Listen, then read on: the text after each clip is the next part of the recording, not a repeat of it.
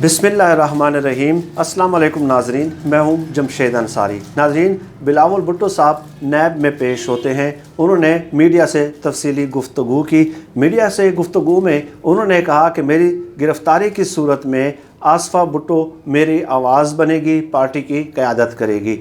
इसके अलावा उन्होंने ये भी कहा कि जब भी महंगाई के ख़िलाफ़ बात की जाती है उन्हें नोटिस मिलना शुरू हो जाते हैं, लेकिन वो इस जुर्म का बार बार इर्तिकाब करते रहेंगे।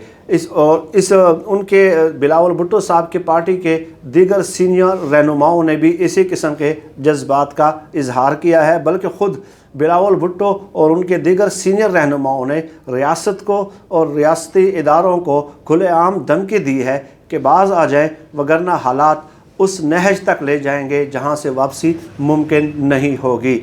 इससे भी आगे बढ़ते हैं नाज़रीन, हफीज़ुल्लाह नियाज़ी और सलीम साफ़ी ने बिलावल भुट्टो के इस इक़दाम की हिमायत की है कि बिलावल के बाद उनकी बहन उनकी आवाज़ बनेगी। बावजूद ये कि पार्टी में आसफ़ा भुट्टो साहिबा से और ख़ुद बिलावल भुट्टो से भी सीनियर क़यादत मौजूद है और उनकी बहन एहतजाजी तहरीक चलाएगी। हफीज़ुल्लाह नियाज़ी साहब ने तो यहाँ तक कह दिया कि ऐसे हालात में अपना खून ही आगे आता है और कुर्बानियाँ देता है।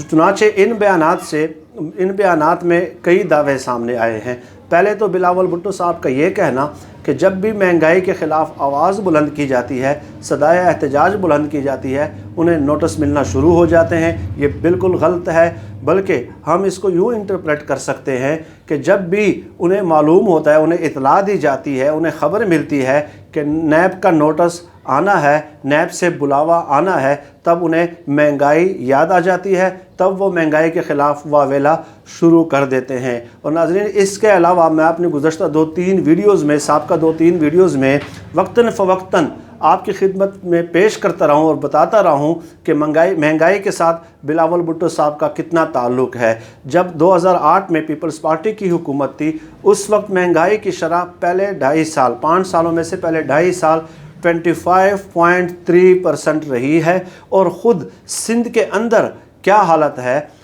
कुत्ते के काटने की वैक्सीन तक हस्पतालों में आवाम को दस्तयाब नहीं है। लिहाजा बिलावल भुट्टो साहब का ये कहना कि वो महंगाई के ख़िलाफ़ जद्दोजहद की वजह से और ये इस जुर्म का इर्तिकाब करने की वजह से उन्हें नैब का बुलावा आ रहा है, तो अगर ऐसा ही है तो 2008 और 2010 के दरमियान ही उनको मिलना चाहिए था, क्योंकि उस वक़्त पूरे पाकिस्तान के 40 साल तारीख़ में महंगाई की बुलंद तरीन शरह रही है। नाज़रीन, मेरा हमेशा से हफीज़ुल्लाह नियाज़ी साहब और सलीम साफ़ी साहब का मौक़िफ़ देख के मेरा एक उसूली मौक़िफ़ रहा है कि मीडिया जमहूरियत का बहुत ही सतही तस्वुर पेश करता है, हमेशा से सतही तस्वुर को प्रमोट करता है। वो चंद लोगों के मफादात को सामने रख के जमहूरियत का भी वही कंसेप्ट वो अवाम के सामने पेश करता है। नाज़रीन, इस बात पे ये बहुत तफसीली गुफ्तगू है, बहुत किताबें लिखी जा चुकी हैं कि असर और रसूख की मदद से जराइम करने वाले चंद अफराद जो होते हैं, ज़्यादातर अफराद जो होते हैं, वो सियासी पार्टियों में अपना मकाम बनाते हैं, सियासी पार्टियों में अपने दौलत की वजह से, अपने असर और रसूख की मदद से एक ख़ास स्टेटस अचीव करते हैं। और जब ऐसे जराइम पेशा लोग कभी कभार किसी मुकदमे में मुलव्वस ठहराए पाए जाते हैं तो वो उसको पॉलिटिकल विक्टिमाइजेशन करार देते हैं और यूँ अपने जराइम को अपने सियासी अमल से जोड़ने की कोशिश करते हैं। और ये बहुत तकलीफ़देह हकीकत है पाकिस्तान के ज़्यादातर सियासी पार्टियों की। लेकिन जब बिलावल साहब का ये बयान सामने आया और जब मैंने उस पर गौर किया कि नैब ने मुझे नोटिस क्यों भेजा, नैब ने मुझे हाज़िरी के लिए क्यों बुलाया, नैब ने मुझसे सवाल क्यों पूछे, तो मुझे इटली के मुसोलिनी याद आ गए, जो मशहूर डिक्टेटर थे और उनकी खासी कुर्बत भी थी जंग अज़ीम दोम के दौरान हिटलर के साथ। और वो दरअसल ये बिलावल भुट्टो साहब का बयान उस किस्म की सोच का इजहार है और ये बज़ात ख़ुद एक डिक्टेटरशिप के रवैये का मज़हर है। बिलावल भुट्टो साहब का ये बयान, यही रवैया इटली के मशहूर डिक्टेटर मुसोलिनी का भी था। और उन्होंने एक दिन ये बयान भी दिया कि मैं बज़ात ख़ुद एक रियासत हूँ, यानी जो मुसोलिनी ने अपने आप को रियासत डिक्लेयर कर दिया। इसका मतलब क्या है, इससे पहले इनकलाब फ़्रांस جب ابھی نہیں آیا تھا 1789 میں، اس سے پہلے بھی فرانس کے ایک بادشاہ نے یہی دعویٰ کیا تھا کہ میں ایک ریاست ہوں، میں اسٹیٹ ہوں۔ اس قسم کے بیانات کا مطلب یہ تھا کہ میں ریاست کے تمام قوانین، تمام اداروں سے ماورا ہوں۔ جب بلاول بھٹو صاحب یہ فرماتے ہیں کہ مجھے نوٹس کیوں ملا، مجھ سے سوالات کیوں پوچھے گئے، تو ان کا بھی مطلب یہی ہے کہ میں بذات خود ایک ریاست ہوں، اور ریاستی اداروں کی یہ جرت، کیونکہ ان کے والد محترم آصف زرداری صاحب بھی ایک بار یہ کہہ چکے ہیں۔ اور ناظرین، بلاول بھٹو صاحب نے اشاروں کنایوں میں یہ بات بھی کی ہے کہ اس قسم کے اقدامات سے جمہوریت کمزور ہوتی ہے، جمہوریت کو نقصان ہوتا ہے۔ اب آپ خود اندازہ لگائیں کہ گزشتہ 30-40 سالوں سے یہ 2-3 پارٹیاں اقتدار میں رہی ہیں، انہوں نے جمہوری نظام کو، جمہوریت کو کس قدر مضبوط کیا ہے، کس قدر توانا کیا ہے، کس قدر قداور بنایا ہے جمہوریت کے اس درخت کو، کہ صرف ایک پارٹی چیئرمین کو نوٹس ملنے سے وہ جمہوری نظام کو خطرات لاحق ہو جاتے ہیں، جمہوری نظام کی مضبوطی ختم ہو جاتی ہے، جمہوری نظام کمزور ہونا شروع ہو جاتا ہے، گویا جمہوری نظام کی بقا ان کی ذات کے ساتھ مشروط ہے۔ اور ناظرین، حفیظ اللہ نیازی صاحب کا اور سلیم صافی صاحب کا بلاول بھٹو کے اس اقدام کی حمایت کرنا کہ ان کے بعد، ان کی گرفتاری کے بعد پارٹی قیادت ان کی بہن آصفہ زرداری سنبھالے گی، جمہوریت کا تصور مسخ کرنے کے مترادف ہے۔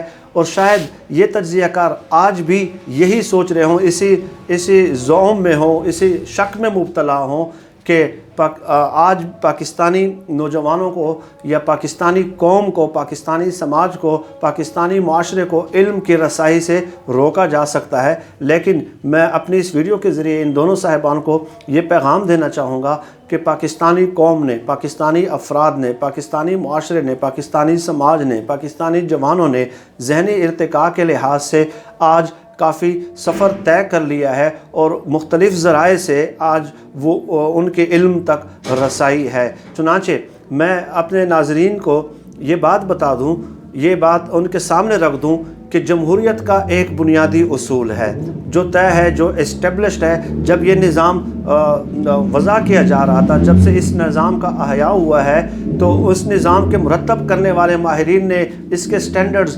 پیرامیٹرز، پیمانے بھی متعین کر دیے ہیں کہ اس بات کا تعین کیسے ہوگا کہ فلاں ملک میں جمہوری نظام کمزور ہے یا مضبوط ہے۔ اس بات کا تعین اس طرح نہیں ہوگا کہ بلاول بھٹو صاحب کو ایک نوٹس ملتا ہے تو وہ جمہوری نظام کمزور ہے، اور اگر نیب یا ادارے یا دوسرے ملک کی سلامتی کے ادارے ہوں یا سویلین ادارے ہوں، جب وہ ان کے کرپشن کا حساب نہیں لیں گے تو جمہوری نظام مضبوط ہوگا۔ یہ کہیں بھی اصولوں میں، ضابطوں میں، پیرامیٹرز میں، سٹینڈرز میں کہیں بھی نہیں لکھا ہوا، بلکہ جمہوری نظام کی مضبوطی کا اصول یہ ہے کہ جہاں جمہوری نظام مضبوط ہوگا وہاں موروثی اور خاندانی سیاست اپنی موت آپ مر جائے گی۔ لیکن پاکستان میں صورتحال، ناظرین، آپ سب کی سب صورتحال آپ کے سامنے ہے کہ پیپلز پارٹی کو دیکھ لیں، پہلے ذوالفقار علی بھٹو، اس کے بعد نصرت بھٹو، اس کے بعد بے نظیر بھٹو، اس کے بعد آصف زرداری، اس کے بعد جو ہے نا بلاول بھٹو صاحب، اور اب بلاول بھٹو صاحب نے بھی ایک اندیا دے دیا، اشارہ دے دیا کہ میرے بعد آصفہ بھٹو ہوگی۔ یہی حال شریف خاندان کا ہے، نواز شریف صاحب ہے، مریم نواز ہے، شہباز شریف ہے، حمزہ شہباز ہے۔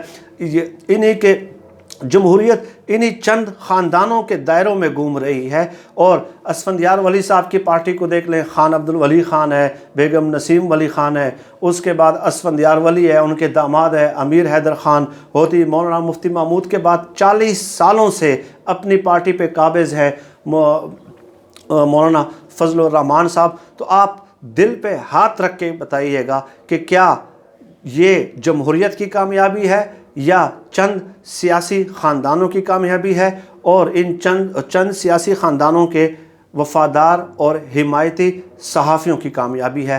ہم ہر محاذ پہ آپ کا تعاقب کرتے رہیں گے اگر آپ کسی بھی بنیادی تصور کی تعریف مسخ کرنے کی کوشش کریں گے۔ اللہ ہم سب کا حامی و ناصر ہو۔ اللہ حافظ۔